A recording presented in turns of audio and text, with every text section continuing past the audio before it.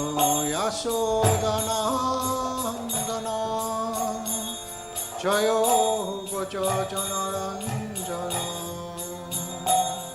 Jayo Vajajanaranjana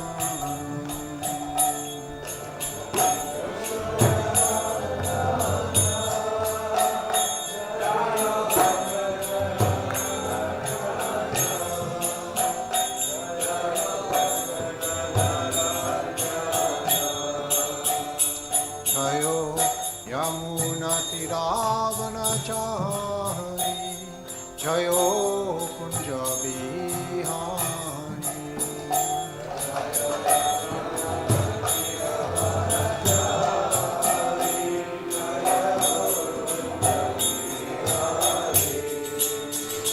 Jayo Radha Madhava Jayo Kunja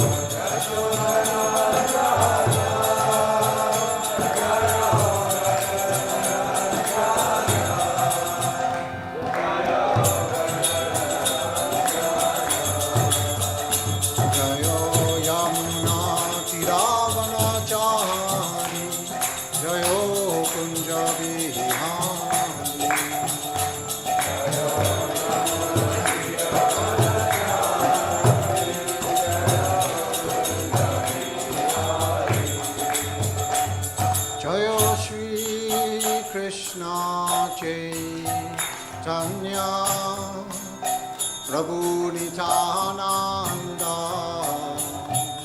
Shri Advaita Vedanta Shiva Sadi Gaura Bhakta Vrinda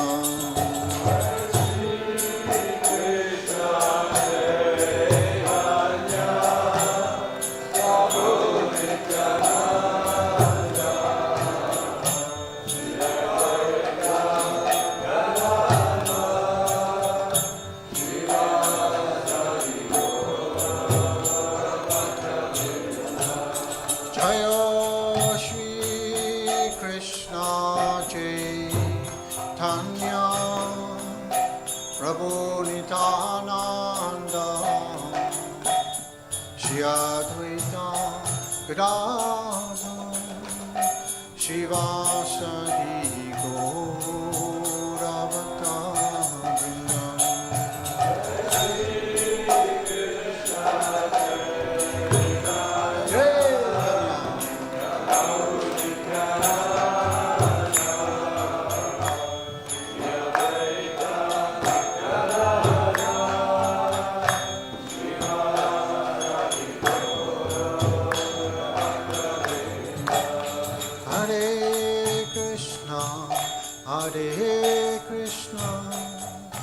Krishna Krishna Hare Hare Hare Rama Hare Rama Rama Rama Hare Hare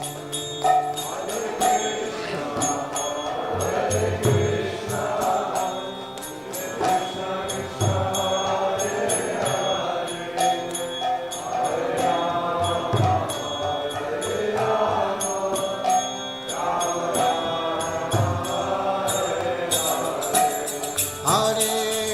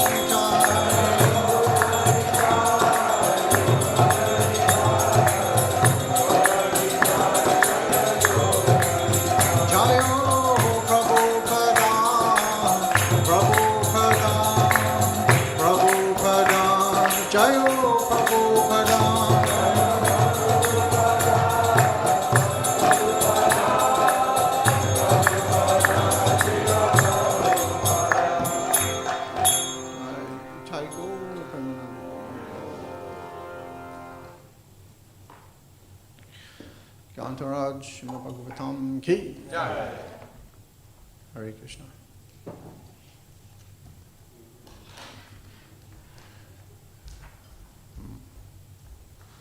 Thank you everyone for coming to Srimad Bhagavatam class today. So today we're going to be reading from Canto 2, Chapter 9, text 45.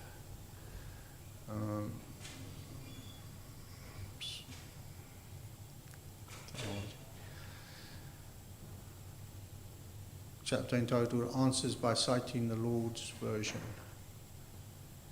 Let me just get it on my iPad. Okay. Narada Praha Munaye Sarasasvatasyaste Nripa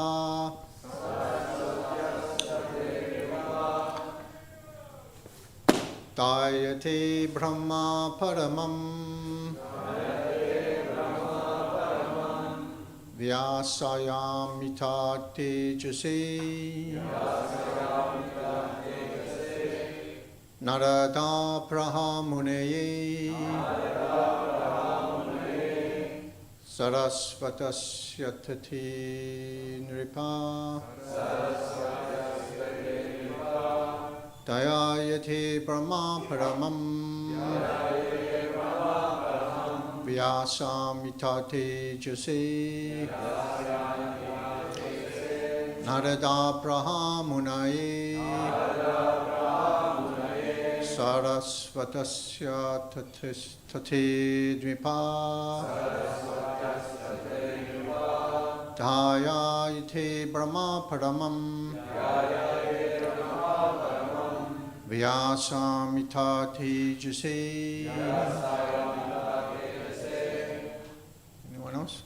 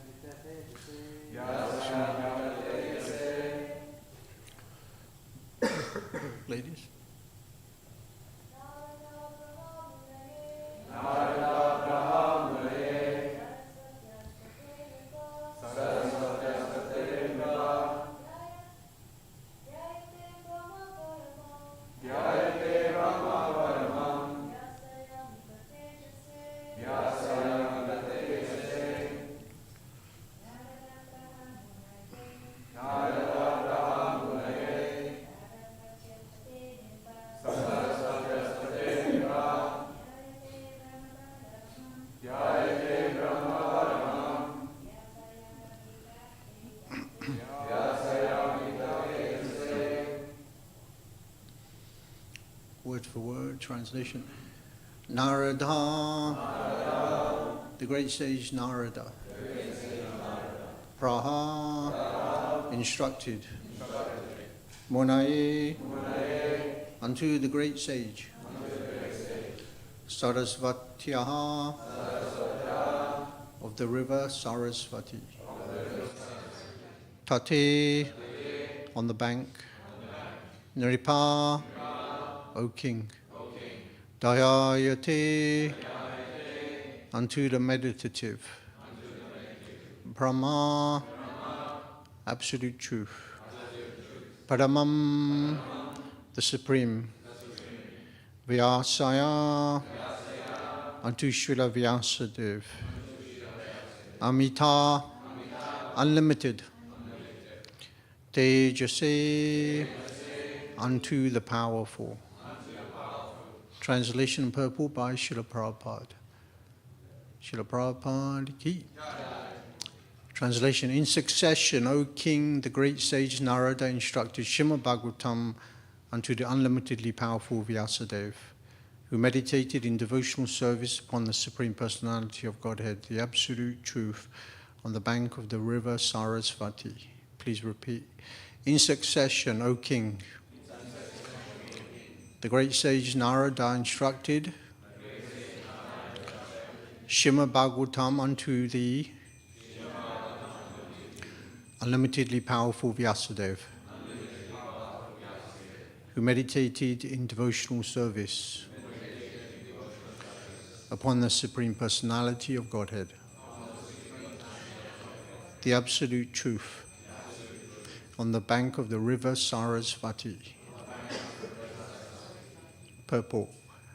In the 5th chapter of the 1st canto of Srimad Bhagavatam, Narada instructed the great sage Vyasadeva as follows: Ata Mahabhaga Bhavan Namo Gudrik Suchi Shrabaha Satyarato Drita Vrata Urukrumasya Kilabanda Muktaye Samadhina Smura Tatvichastitam.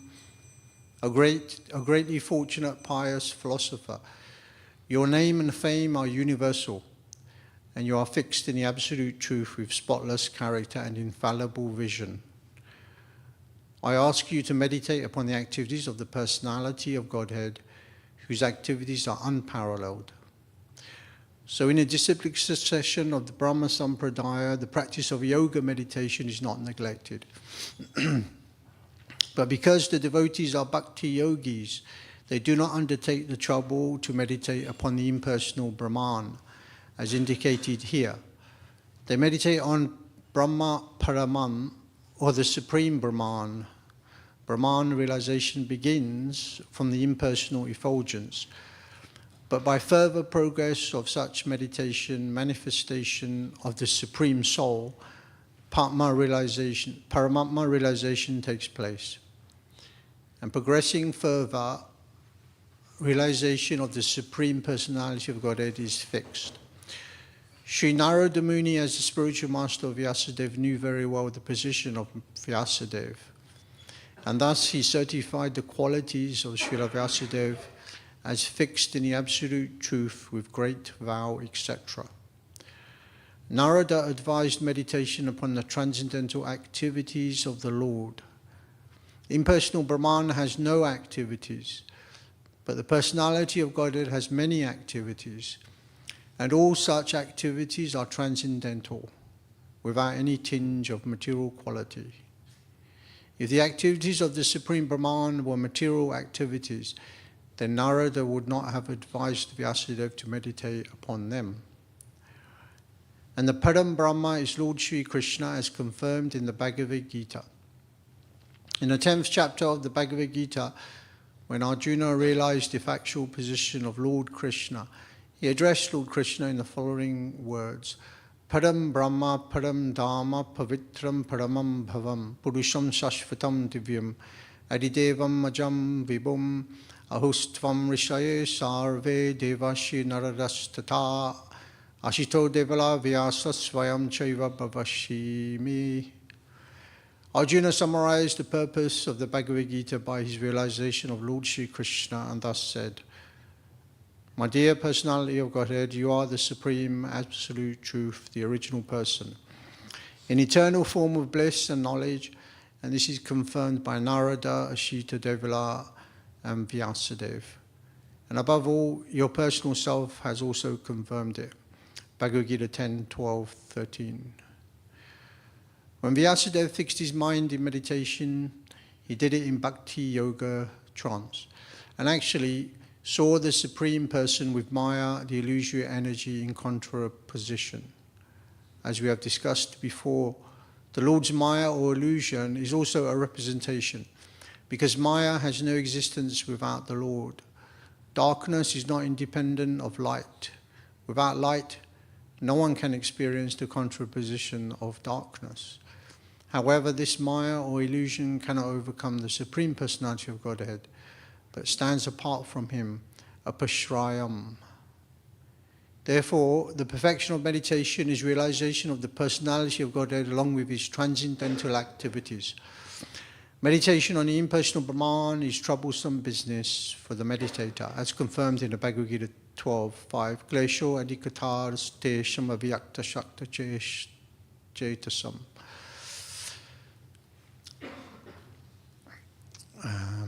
Translation again. In succession, O King, the great sage Narada instructed Srimad Bhagavatam unto the unlimitedly powerful Vyasadeva, who meditated in devotional service upon the Supreme Personality of Godhead, the Absolute Truth, on the bank of the river Sarasvati.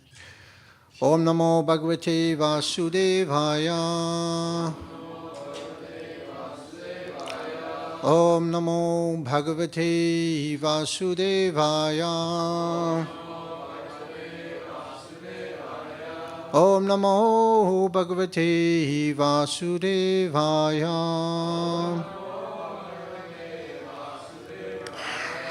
Om Ajnanatirmirandasya Gananjana Shalakaya Chakshushun Militam Jena Tasmai Shri Guruve Namaha.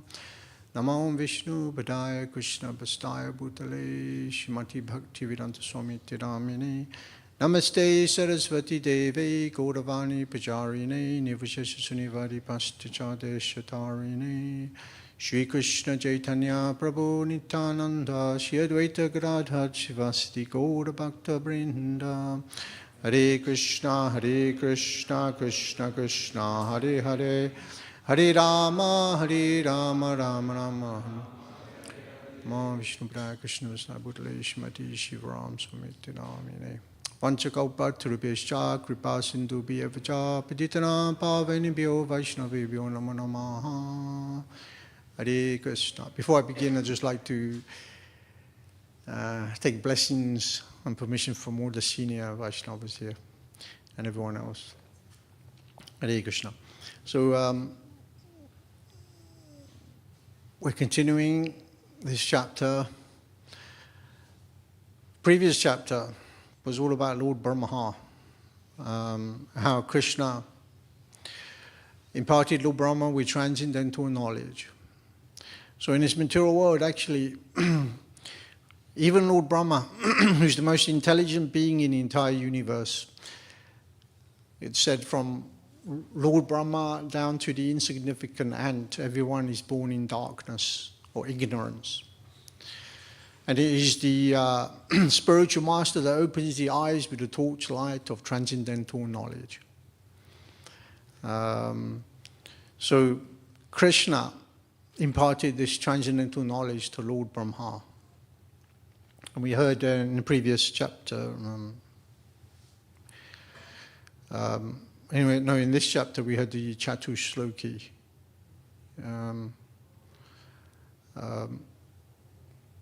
Which is the essence, the Chatushloki is the essence of all the rest of the Srimad Bhagavatam. So Krishna actually imparted transcendental knowledge to Lord Brahma, and he gave him the Atharva Veda. Because originally there was only one Veda, and that was the Atharva Veda.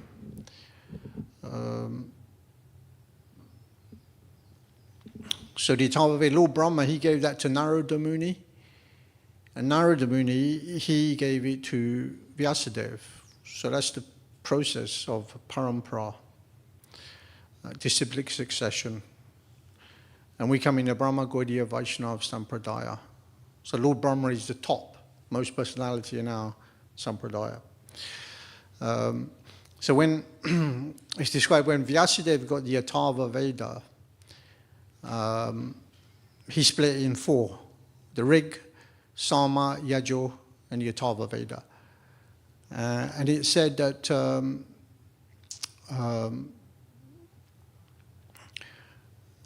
the Chatur Shloki has all the essence of all the different Vedas in it, within it.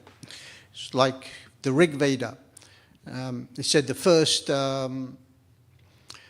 verse of the Rig Veda is incorporated in the first mantra of the Chatur Shloki. And the essence of the first verse of the Samaveda is incorporated in the second mantra of the Chatur Shloki. And then the first verse, or the essence of the first mantra in the Yajurveda is incorporated in the third Chatur Shloki, and the Atharva Veda is incorporated in the fourth Chatur Shloki. So all the Vedas are within the Chatur Shloki. So then Vyasadeva, after dividing it into four, he wrote the essence, which is the Vedanta Sutra, and the Pranas and the Mahabharata. So one may question, what's the difference between the Vedas and the Pranas? The difference is, Prabhupada explains, he says it's like the difference between the Brahmins and the Parivakaracharyas. So the Brahmins are meant to do yagyas, and they're meant to be expert. So in order to do the yagyas, they have to be expert in chanting these mantras. And every syllable they chant has to be done perfectly. So this is the Brahmins. Whereas, and that's the Pranas. So the Vedas are usually spoken or read by the Pariyakacharyas, who are the preachers, the devotees of the Lord, right? Prabhupada said, one sense there's no difference between the two.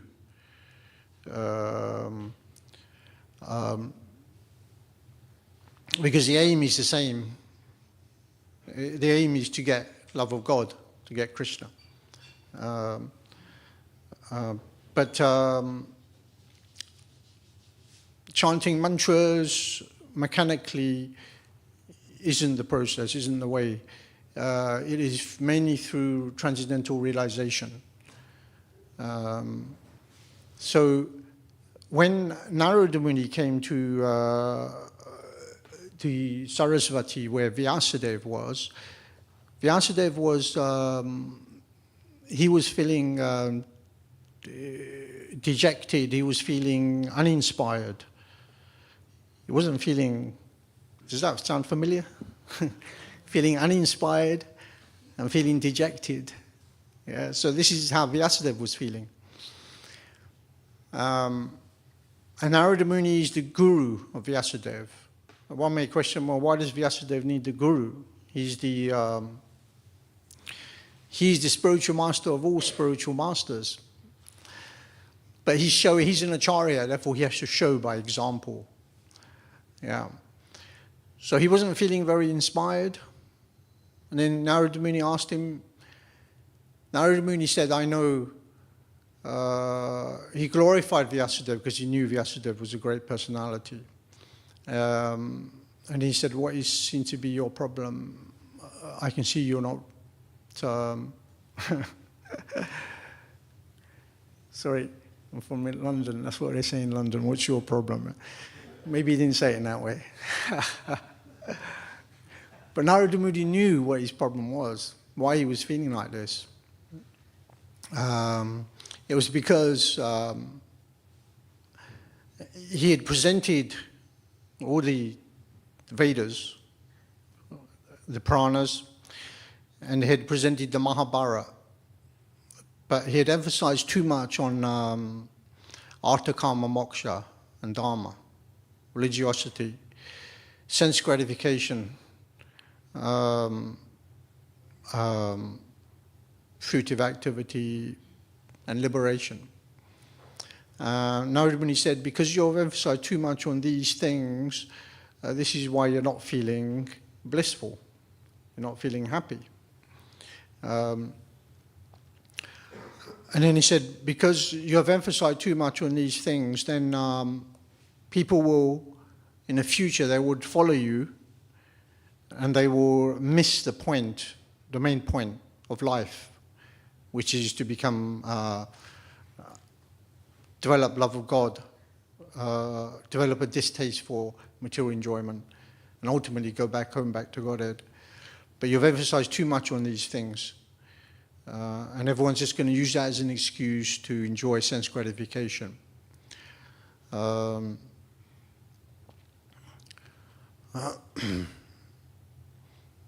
So sometimes we feel like this in our spiritual life. We may feel uninspired, you know. We have to question, why is that? Why do I feel uninspired?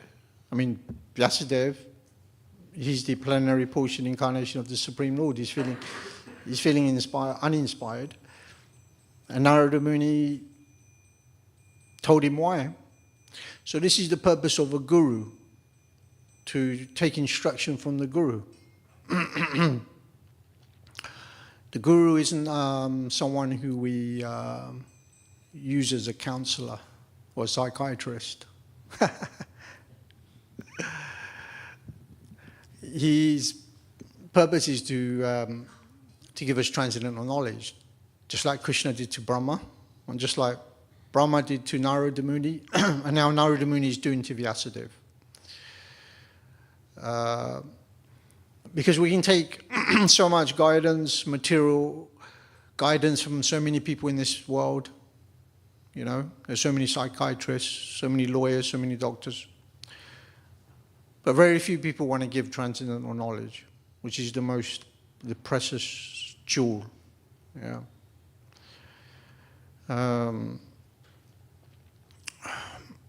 So sometimes we feel uninspired, right? Is an example used that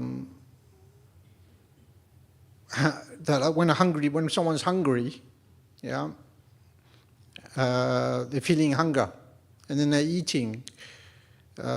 Two things happen simultaneously. They become full, and they enjoy the process of eating. They enjoy it. Yeah. No one needs to tell them you're full now, right? You're eating, you know you're full, and you enjoy it. The hungrier you are, the more you enjoy it. So spiritual life is like this. So the test of hearing Srimad Bhagavatam nicely is that one gets positive enlightenment to act. So if one isn't getting this positive enlightenment, it means they're doing something wrong. And it usually means that our hearing process, Shravanam and Kirtaning is not very nice, because that is the most important process. To hear about the transcendental activities of the Supreme Lord. And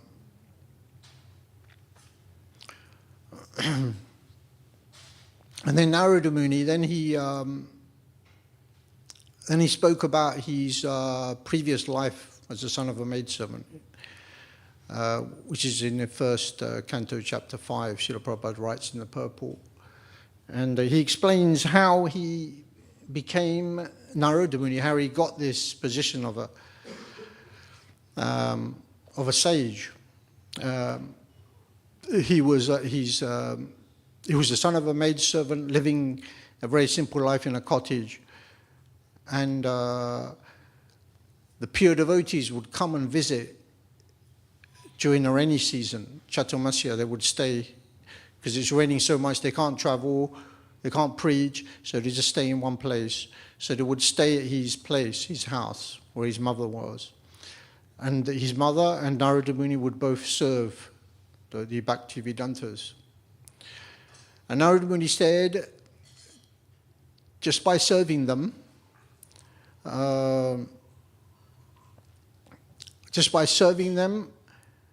taking their remnants and hearing from them, he attained this position as an eternal sage. Yeah. So the association of pure devotees is very important for our spiritual advancement in life. It is said that just by being with them is powerful, but just by being associated with them alone isn't enough. What do you have to do? Association means tatvidi pranipatena parasparena sevaya. It means service. Sometimes we may have to do some menial service. And then through that service, the devotee become obliged to give knowledge, transcendental knowledge, to them.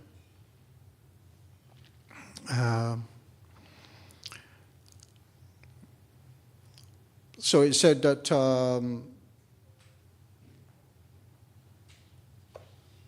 so you hear from them, you accept what they're saying, yeah, because just hearing is not enough. If your hearing is good, then you accept what they're saying. And then the third thing is you have to carry out their instructions, yeah. So the first is hearing, the second is accepting, and the third thing is to carry out the instructions, actually do what they're saying. If we don't do these three things, then, or we just do the first thing, just hearing, but we don't do the other two, then it stays on the ethereal platform, the knowledge. It doesn't go to the heart, and it doesn't manifest as transcendental realization. It just stays on the mental platform.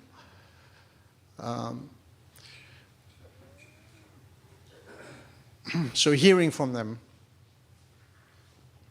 and then carry out the instructions.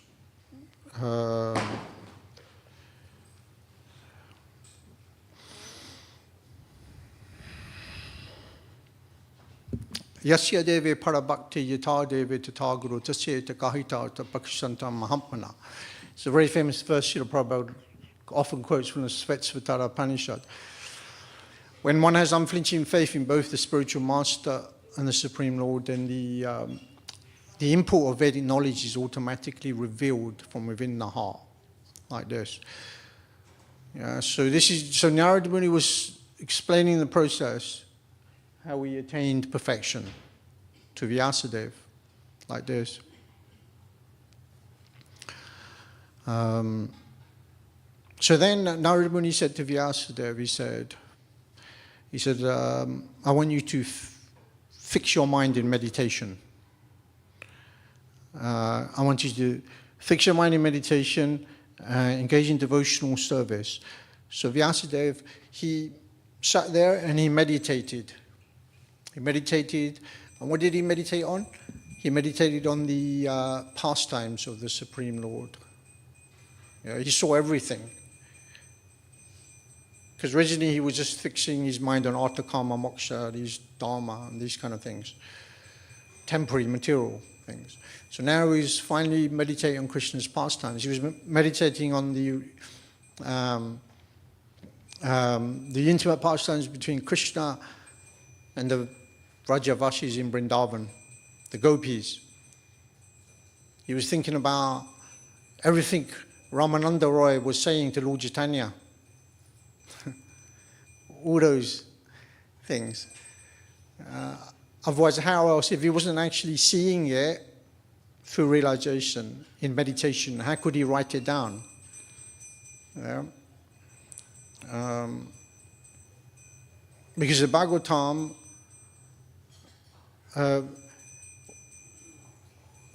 the purpose of the Bhagavatam is to get us on the complete transcendental platform, and that means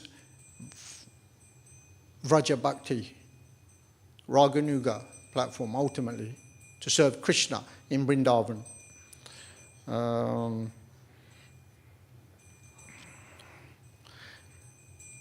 So then Vyasadev's in Samadhi, and he's relishing these pastimes.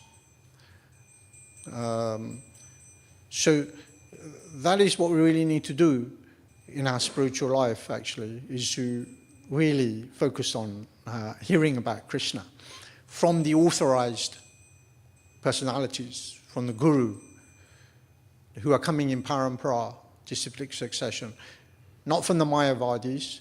Prabhupada writes at the end of the purport, he says, the perfection of meditation is realization of the Supreme Personality of Godhead and his transcendental activities. But then he says, the Mayavadis cannot do this because they don't see Krishna as a person. So the Mayavadis actually removed the Chatu Shloki from the Srimad Bhagavatam, and they mislead the innocent public, and this way sending everyone to hell.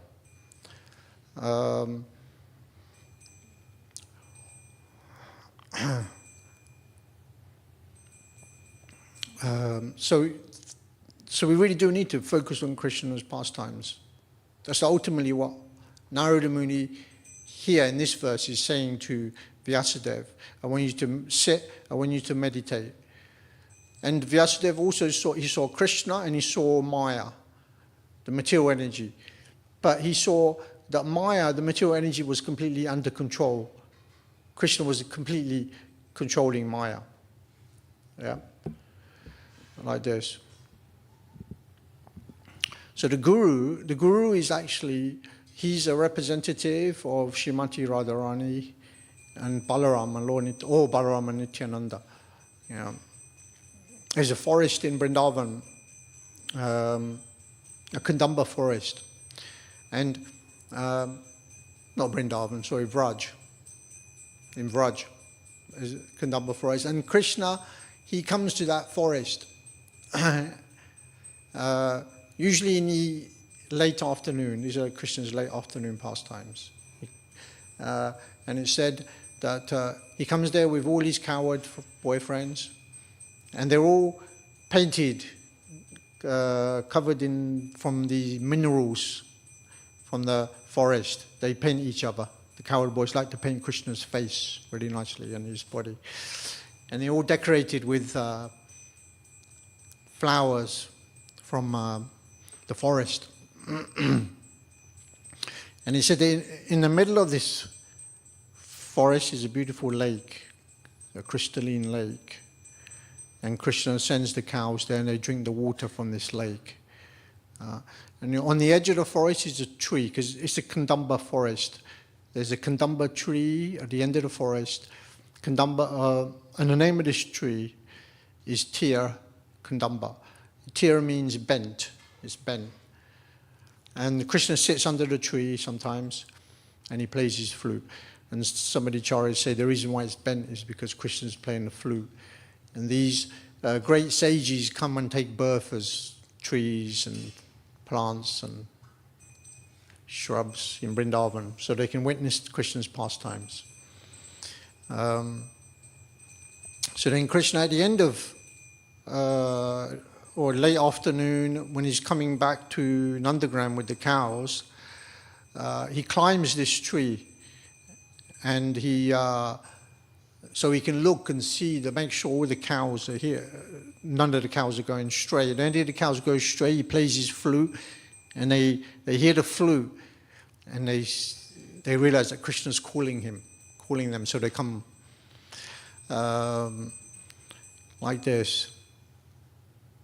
So Nanda Maharaj, he's doing his business as a king. And he said that he's sitting on his throne, and he has all these, what do you call them, accountants or something? They're counting everything, how many churns of milk they've made in one day. But the opulence of Vrindavan outweighs the opulence of Vaikuntha or anything, you know. It says 1 grain of dust in Vrindavan is more opulent than all the Vaikuntha planets put together. But we can't understand this. We're just thinking, well, Nanda Maharaj is sitting there counting churns of milk, you know. What's so opulent about that? But the fact is that Krishna's involved in it. And while they're counting these churns, Nanda Maharaj, what is he thinking? He's just thinking about Krishna. He's looking over the hill, and he's just looking to see if he can see any dust cloud. When is Krishna and Balaram coming back? That's just what he's thinking, you know. So that's the opulence of Vrindavan. They're just totally absorbed in Krishna. And everything they have is used in Krishna's service, you know.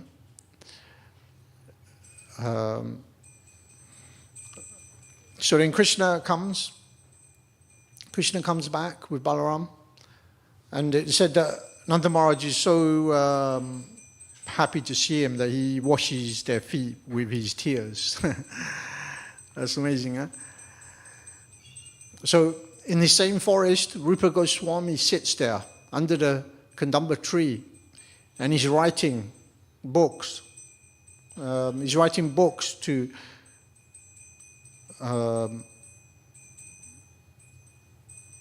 give transcendental knowledge to the world, just like Brahma did, Narada Muni, Vyas. So now Rupa Goswami is continuing that. So one day, Rupa Goswami was writing, and it was Sanatana Goswami, because Sanatana Goswami is Rupa's spiritual master, and it was Sanatana Goswami's Vyasa Puja that day. But Rupa Goswami had nothing. He was just a simple sannyasi. He would just eat a few roots, or something he would find on the trees, a little bit of milk every day, and that was it. But he had nothing. But he was really upset because he wanted to cook a feast for Sanatana Goswami. So he's sitting there and he's trying to write and he's crying. And he can't write because his tears are flowing all over the leaves he's writing on, the manuscripts. So then Radharani, she sees that, and immediately Radharani's heart melts. So she comes there with a bag full of boga, vegetables. And she says, Baba, I see that you're sitting here and you're really upset. The villagers have sent me with this bag of food because we see that you hardly eat anything. And then when Rupa Goswami heard that, he was so excited that he could cook a nice feast for his spiritual master that he completely forgot that this is Radharani standing in front of him. Didn't even notice. So then he's cooked this amazing feast. And then Sanatana Goswami returns because every day Sanatana Goswami comes to visit Rupa Goswami. And then Rupa serves him this amazing feast. And then Sanatana Goswami is eating and he says, I haven't tasted this prasadam. Last time I tasted this was when Gopal came and gave me some prasadam, you know. And he said, I'm eating this and I'm feeling all the 8 ecstatic symptoms at the same time. So what's going on here? You know, who gave you this? Who gave you the ingredients? So then Rupa Goswami explains the little girl that came, and because Sanatana Goswami knows everyone in the villages. He said, I don't know this girl. I've never seen her anywhere. But he said, the only thing I can say is that this girl, she's the daughter of King Brishabhanu. And then he kind of very lightly chastised Rupa Goswami. He said, our business here is we're spending day and night trying to bring Radha and Krishna together, writing these books. And you're taking Radharani away from Krishna. How can you do that, you know? But then anyway, then they both went into ecstasy and embraced each other and just started laughing and crying.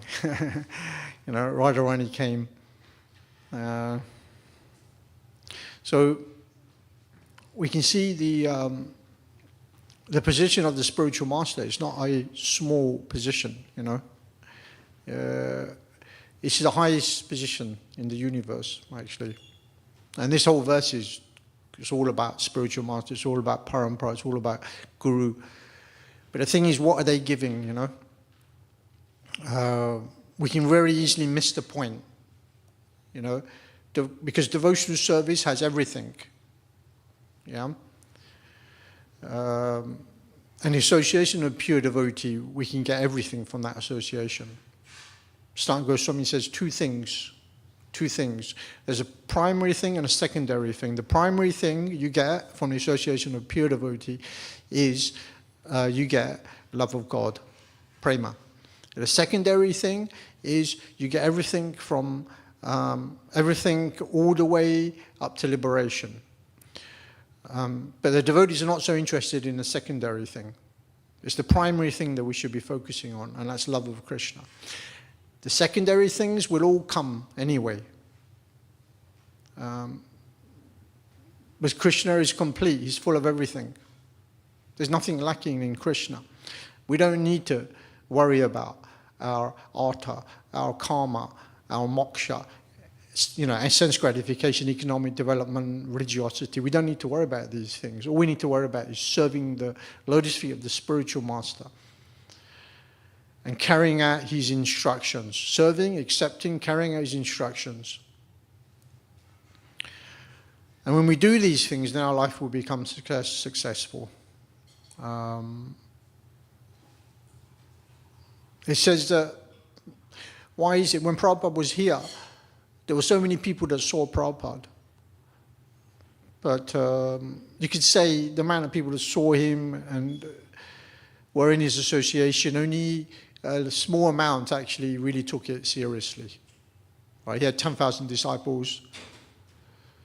A lot of them left. Only took it seriously. Only a small amount. So I was trying to make a point, I forgot now.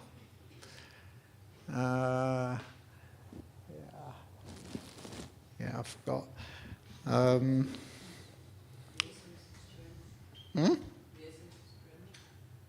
Yeah, the essence is prema. But we can miss the point. Yeah. I had something in my mind.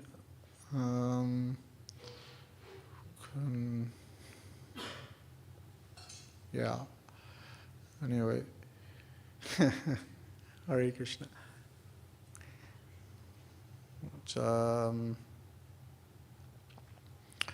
So that's the most important thing we can take from the spiritual master.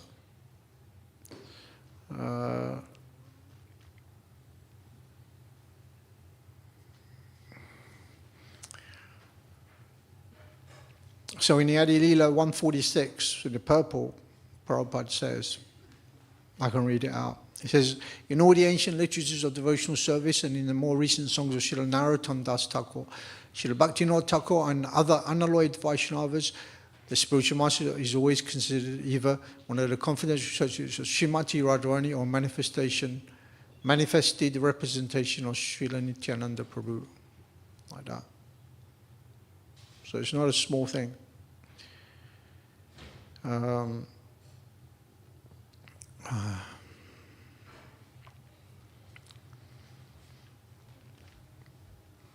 So the holy name will give us everything. Because the last purple Prabhupada talks about meditating on transcendental pastimes of Krishna. So there's Nama, Rupa, there's Nama, Rupa, Guna, and Leela. So the holy is the Nama, the name, the Rupa, the form of Krishna. As we chant, we will develop in our mind. We will see the form of Krishna as we chant more. And then as we advance, we will we'll understand Krishna's transcendental qualities, and then we'll see his pastimes, like that.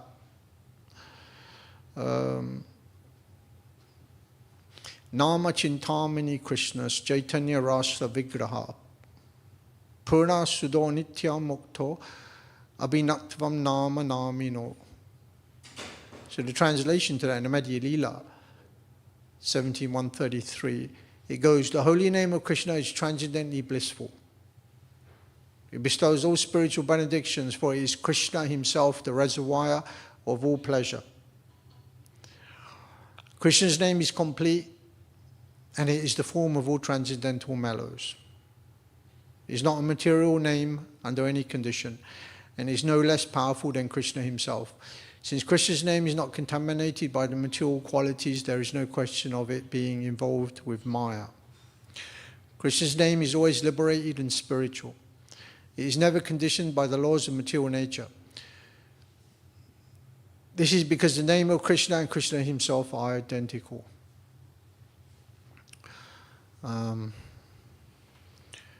So the problem is we don't see that because our senses are not pure. Yeah, so therefore we got to purify the senses. Yeah. Atadi Krishna Namadhi Nabavet Gramindiriyahi Sevan Mukhahi Jivhadho Swami Vasparati Adha. So our senses are not pure. We can't see Krishna, but if we engage the tongue in chanting the holy name and eating Krishna prasadam, and then we'll be able to see Krishna.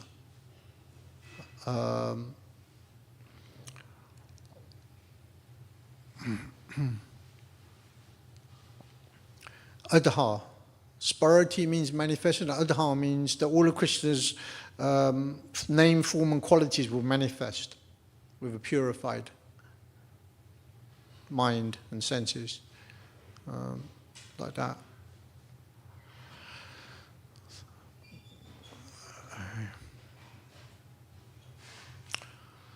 So, in Kali Yuga, it's very difficult. People have no... It's said that there's no good qualities in Kali Yuga. People have no sukriti from the previous life, hardly, But Lord Chaitanya has come and he's giving this to everyone very easily. And we need to also be a little bit compassionate and also continue the Parampara system by preaching Krishna consciousness like that. Anyway, I had a lot more to say, but we're running out of time. So, who else did Krishna speak the Chatu Shloki to? Anyone know? It was Uddhava. He spoke it to Uddhava. Maitreya Rishi was also there when he was speaking the Chatu Shloki to Uddhava. But he said that when Krishna spoke it to Uddhava, he presented it in a more of a deeper way than he did to Brahma, because Uddhava was on a higher platform of understanding. I haven't got time to say that. Anyways, we're running out of time. Hare Krishna. Any questions or comments? Yes.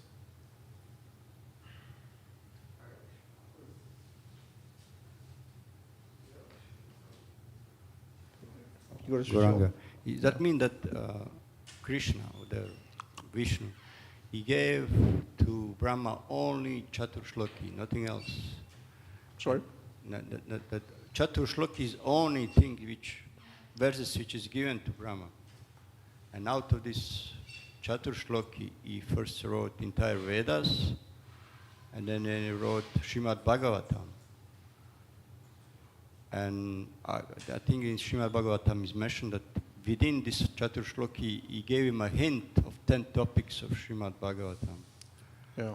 And then I'm just wondering how this would fit in. But that means he would, from Chatur Shloki, he wrote entire Vedas, and then wrote Srimad Bhagavatam. Is that how it is? Who are you talking about, Brahma? Yeah.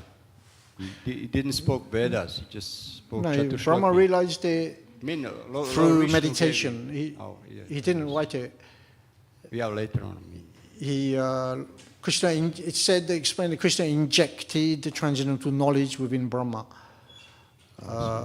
Brahma didn't need to write it down. He was so intelligent, he could just remember it all.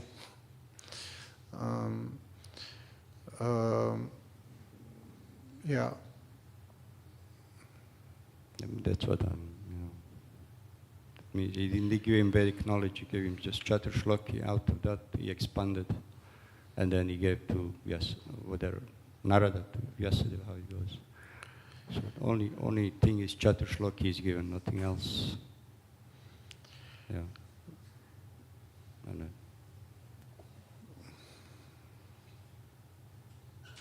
And, Microphone over here.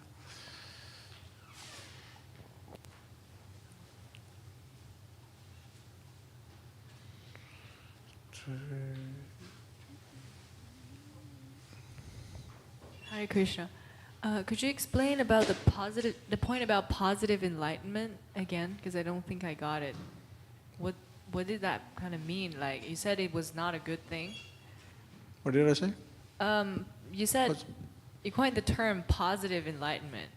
Probably it was related to like this realization that we're very fallen. Was it? I don't know. Did I say that?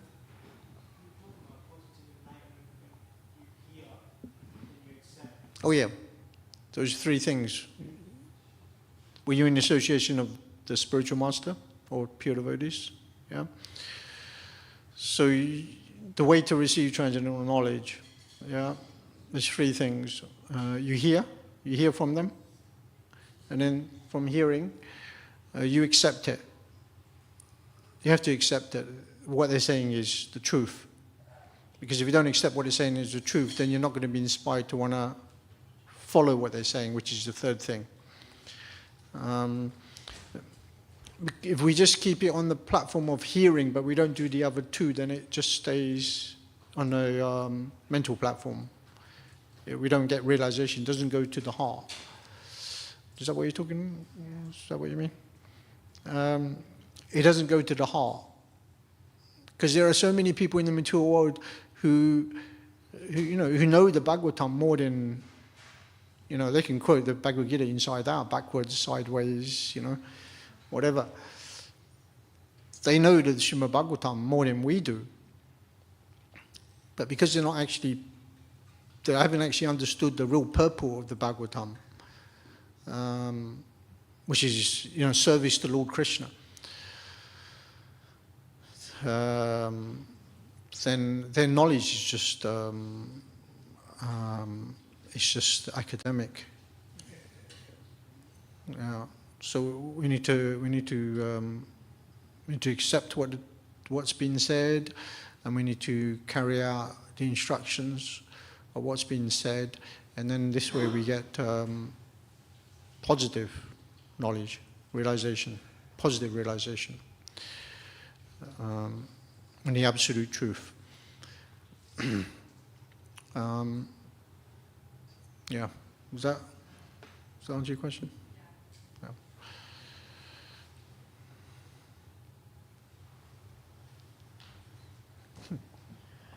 Hare Krishna. Hare Krishna. Thank you. Just going back to Turner Prabhu's question. I mean, in I think it was yesterday's verse. It mentions in the purport that the original 4 verses were given to Lord Brahma, and then he actually advised, Prabhupada is mentioning this, that he then advised Narad Muni to then expand on those verses. Expand on them, yeah. And then we understand that as it goes down, this Bhagavatam has been spoken various times, and each time it has been expanded on. Yeah. And so then Veda Vyas, when he he then himself recites it to Sukadeva Goswami, then Sukadeva Goswami recites it to the sages at the Ganga, and then from there we know that Sutta Goswami recites it to the sages of Naimisharanya when Veda Vyas was present. And of all the different versions of the Bhagavatam that were there, all bona fide of course, and Veda Vyas specifically chose the one by Sutta Goswami because he felt that that was most relevant for Kali Yuga.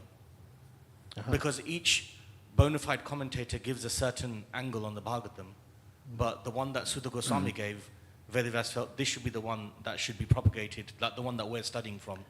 Right. So the original 4, that means the disciples subsequently were given the injunction to expand on it, to unpack those 4 verses to, like different angles and things like that, the 4 verses to 10 topics, and then like that it multiplies. I don't know if that sheds any light on this. Yeah, it's expanded more as the acharyas present it.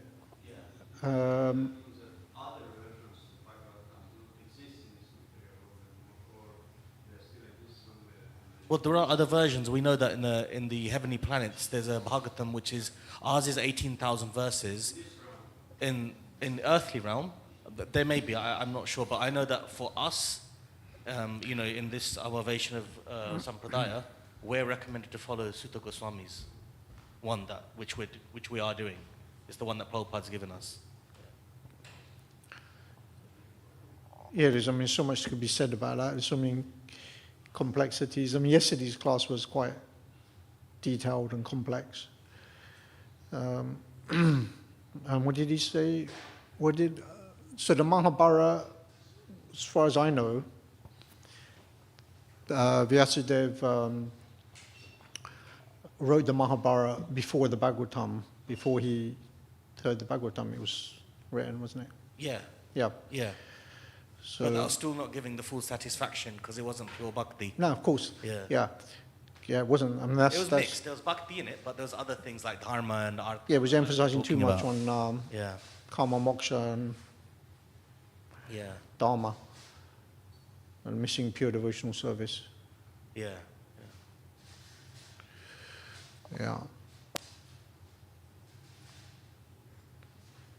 Okay, Maharaj.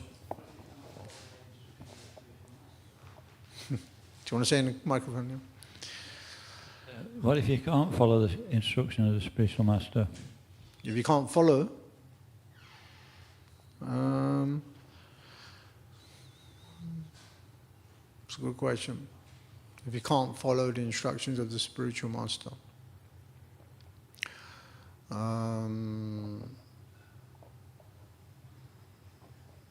then you need to speak to your spiritual master and get some advice. Yeah. The basic instructions Prabhupada gave, really basic instructions. Follow the 4 regs, chant 16 rounds. And he repeats that over and over again in his books. And then when we do that, when we do the basic, then everything else will slowly start to manifest. But if we don't do the basics, then when there's no point talking about Raja Bhakti if we're not even chanting our prescribed number of rounds or following the principles. Yeah, if you can't follow, then that's a problem. But you need to, whatever problem we have, we need to communicate that with the Vaishnavas. So Rupa Goswami says, it's very important that we reveal our mind in confidence. But the false ego sometimes prevents us from doing that, doesn't it? Because we don't want people to think, oh, I'm so fallen. We want people to continue thinking I'm so advanced. But what would you say on that?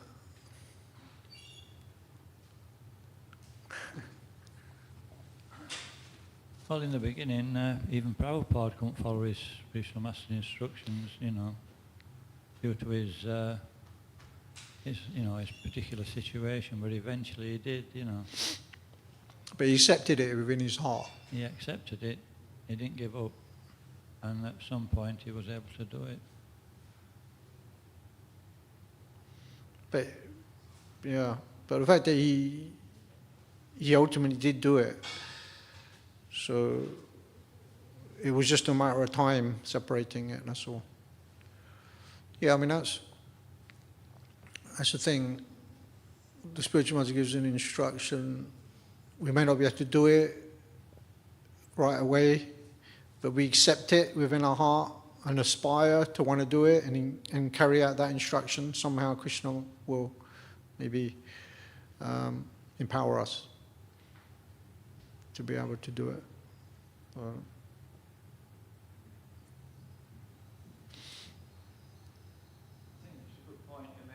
It's a good point that you made that, you know, if it's just too much for you, if you actually feed back to the spiritual master, he may be able to help you and give you something you can do. Yeah. So it's not like, you know, lines in stone all the time. It's a relationship, isn't it? Yeah, of course, yeah. Yeah, sometimes the Guru says, I want you to go there and preach or do this and do that. Practically, we may not be able to do it right away, but if we accept it, then Krishna might manifest it, give us the opportunity, arrange things in such a way that we can carry out that instruction one day. Depends how big the instruction is, you know. Yeah, I mean, he's not going to instruct us to write the Bhagavatam. Or that's already been done. Yeah. Okay. Canto Srimad Bhagavatam ki jai.